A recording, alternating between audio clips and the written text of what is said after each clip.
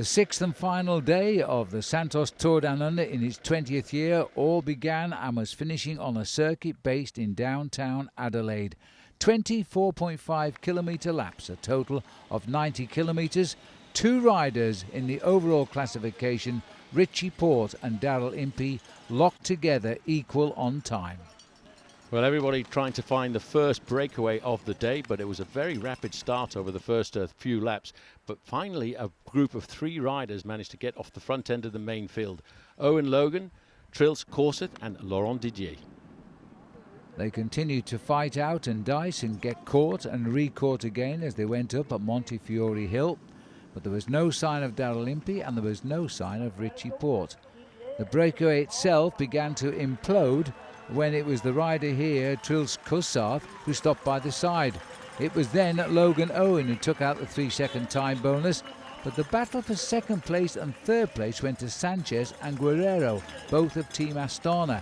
And although it was only 2 seconds and 1 second, they would climb slightly in the overall standings.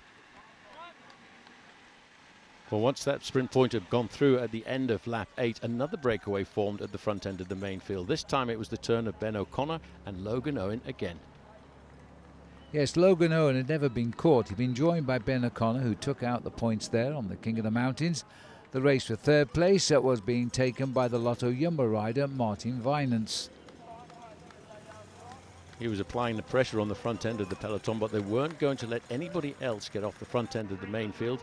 And the two riders at the front of the race started to build up one of the biggest advantages we've seen in this race over the years, approximately 2.5 minutes. Yes, with 8 laps to go, one man was trying to reach him. This was Antoine Duchesne. He was riding 1 minute and 21 seconds behind the two leaders. The peloton were another further minute back. The Canadian rider on the French FDJ squad was caught in no man's land. The two front runners continued to keep the pressure on and Duchesne would not catch them up. In fact, the peloton brought him back, and this was now bringing it down into the last 4 laps of the race, and the work being done by Thomas de Kent and indeed by Damien Howson of the Mitchelton Scott team. Riding very close to the front end of the main field, Richie Porte, surrounded by his teammates. He didn't put his nose to the front of the main field looking for any of the time bonus seconds. The only way now that Daryl Impey could lose this race would be a crash, and there was a crash just on 4 kilometres out from the finish, but Impey was not involved, neither was Richie Porte. It was all down to a bunch sprint now, and the top sprinters of the Tour this week were all crossing swords together. Viviani on the right, coming up to the middle, Caleb Ewan, right behind him in the red, Andre Greipel, and in the green, Peter Sagan. And it was Greipel who topped and tailed this event with a win on day 1 and a win on day 6. He now brought his total to a massive 18 stage wins. And the man who had won this race for the first time ever for South Africa was Daryl Impey. Andre Greipel getting the stage victory and saluted the crowd, the German taking out the stage which he's won on a number of times before.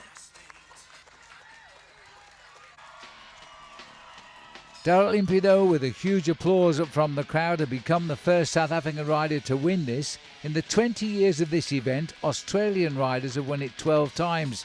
South Africa now join the elite list of winners from a foreign country. All he has to do now is defend it next year as he takes the lead in the World Tour. Your 2018 winner of the Santos Tour Down Under, Daryl Impey. Yeah, I would say experience helps a lot.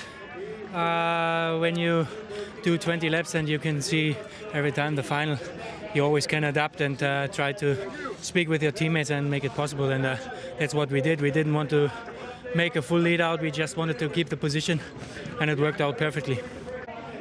Thrilled. It's coming into the race, didn't expect to win the race, but sometimes the stars line up and everything goes well and according to plan, and I worked really hard in the off season, so happy to get this win, and especially the win goes to my family in South Africa, to Ali and the kids.